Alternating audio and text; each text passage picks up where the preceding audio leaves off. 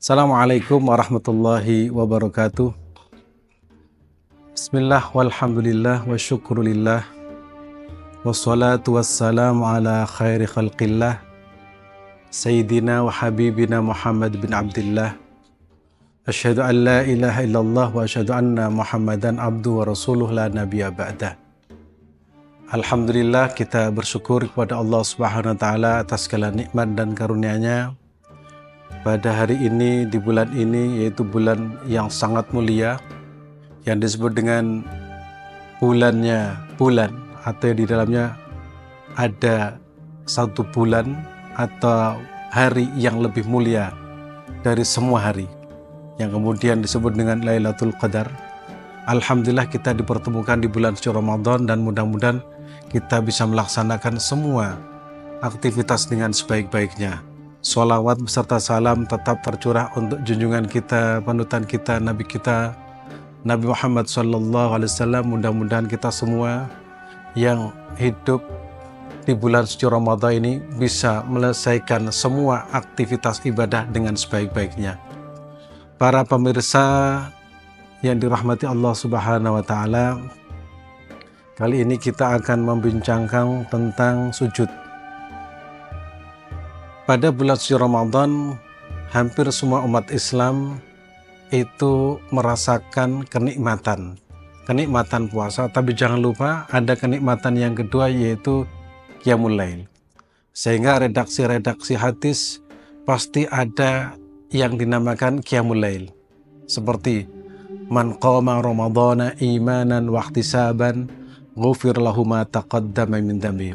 Qiyam yang dimaksud di sini adalah melaksanakan sholat. Seolah-olah kalau kita melaksanakan puasa sepanjang hari tidak sempurna kalau malam harinya tidak melaksanakan Qiyam Ramadan. Dan Qiyam Ramadan itu ada yang menamakan tarawih, ada yang menamakan Qiyamul Lail, dan ada yang 20 rakaat, ada juga yang 8 rakaat, bahkan ada juga yang lebih dari itu. Untuk itulah, mari kita bersama-sama mengoptimalkan malam-malam Ramadan dengan Qiyamul Lail. Nah, Qiyam Ramadan atau Qiyamul Lail atau yang disebut dengan sholat tarawih, kalau kita merujuk pada teks-teks hadis, ya, teks-teks hadis Nabi Muhammad SAW, bahwasanya Nabi Muhammad SAW itu senantiasa melaksanakan Qiyam Ramadan. Hanya saja Nabi Muhammad itu tidak sempurna berjamaah, tetapi Nabi Muhammad SAW itu hanya beberapa hari, dan selebihnya para sahabat dan juga Rasulullah itu melaksanakan di tempatnya masing-masing. Nah, seiring dengan perkembangan waktu, perkembangan zaman, akhirnya sholat tarawih itu dilaksanakan secara serentak, secara kolektif di mana-mana, mulai Masjidil Haram, Masjidil Nabawi, Masjidil Aqsa, dan dimanapun berada. Nah, yang perlu kita cermati di sini, bahwa sholat intinya yaitu kita bersujud kepada Allah Subhanahu wa taala. Maka siapa yang ingin dekat dengan Tuhannya, maka hendaknya dia bersujud. Wasjud waqtarib. Bersujudlah, pasti akan dekat dengan Allah Subhanahu wa taala. Jangan sampai kita mengatakan saya ingin dekat tapi justru tidak pernah bersujud. Untuk itu orang-orang yang bersujud itu ada tanda. Tandanya apa? Simahum fi wujuhi min athari sujud. Ada sebuah aura yang memancar dari wajahnya. Dan perlu diketahui pula bahwa anggota tubuh manusia yang digunakan bersujud haram tersentuh api neraka. Oleh karena itu, bulan suci Ramadan kita memaksimalkan untuk melaksanakan Qiyam Ramadan. Ada satu hadis yang diriwayatkan oleh Imam Bukhari, bahwasanya suatu ketika nanti di zaman di mana zaman itu zaman akhir, ya bisa jadi hari ini atau bulan ini kita kategorikan zaman akhir, maka nilai sujud itu lebih baik dari dunia dan isinya. Dalam sebuah teksnya, as-sajdatu al-wahidatu khairum minad dunya wa ma fiha. Satu sujud nilainya itu lebih baik dari dunia dan isinya.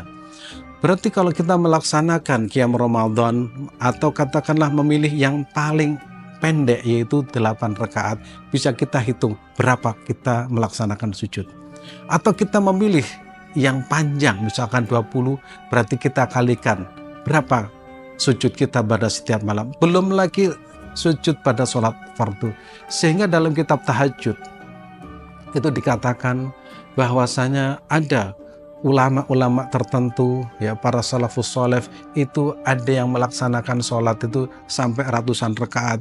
Bahkan mereka itu betul-betul menikmati namanya sujud. Mereka telah berinteraksi dengan Allah Subhanahu wa taala melalui sujudnya. Dalam sebuah keterangan hadis bahwasanya Rasulullah sallallahu alaihi wasallam bersabda, "Innal musalli," sesungguhnya orang yang sedang melaksanakan sholat, yunaji rabbahu, dia itu sedang berbisik dengan Tuhannya. Maka orang-orang yang bersujud berarti dia sedang berbisik kepada Allah Subhanahu wa taala. Maka wajar jika ada ulama-ulama tertentu atau orang-orang soleh pada waktu itu, tatkala dia itu rukuk dan bersujud, dia tidak bisa mengakhiri karena merasakan kelezatan, kenikmatan dalam sujudnya. Sayyid Ali Zainal Abidin termasuk salah satu ulama yang sekaligus cucu Nabi Muhammad SAW. Beliau itu pernah melaksanakan sholat ribuan rakaat. Ada mengatakan 1000. Kemudian ada orang yang kepo, orang ingin tahu, mana mungkin engkau bisa melaksanakan sholat begitu banyak. Kemudian dia menjawab, sebenarnya saya ini ingin melaksanakan hanya 2 rakaat. Tetapi begitu saya ruku, begitu saya sujud, saya merasakan kenikmatan, kelezatan. Begitu saya mengucapkan Assalamualaikum warahmatullahi, Assalamualaikum warahmatullahi, dia berdiri lagi, sholat lagi. Setelah selesai sholat lagi sampai tubuhnya tidak kuat karena begitu asiknya dengan Allah Subhanahu wa taala. Jadi bulan Ramadan itu kesempatan kalau kita mengambil yang paling pendek, yaitu 8 rakaat. Kalau kita asik dengan Allah melalui sujud kita, maka kita akan merasakan kelezatan di dalam sholat kita. Sehingga orang yang merasakan kelezatan dalam sujudnya, kadang dia tidak bisa mengakhiri sholat tersebut. Sehingga kita tidak perlu berdebat berapa rakaat. Sebab orang yang sudah merasakan nikmat dan lezat, dia tidak akan bisa mengakhirinya. Wajar kemudian Imam Malik itu sampai 30 lebih rakaat ketika bulan suci Ramadan. Karena mereka adalah betul-betul merasakan kenikmatan di dalam sholatnya. Dan perlu kita ketahui bahwa berbagai persoalan-persoalan, mulai persoalan pribadi, persoalan sosial, bahkan persoalan rumah tangga, sampai persoalan ekonomi, pendidikan anak, bahkan persoalan sosial, jika sholatnya baik, maka Allah akan memberikan jalan yang terbaik. Maka bulan suci Ramadan momentum untuk menyelesaikan berbagai persoalan yang sifatnya pribadi atau sosial, yaitu dengan pendekatan sholat. Sebab saat kita bersujud, seolah-olah kita bisa berinteraksi dengan Allah begitu nyaman, seolah-olah kita laporan kepada Allah Subhanahu wa taala.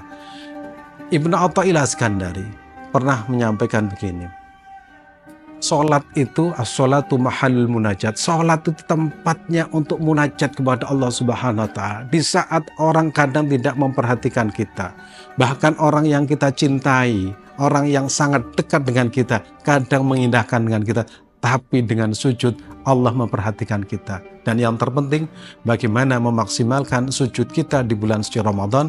Tidak lagi berdebat berapa rakaat, tapi bagaimana kita bisa memaksimalkan malam Ramadan, karena satu sujud nilainya lebih baik dari dunia dan isinya.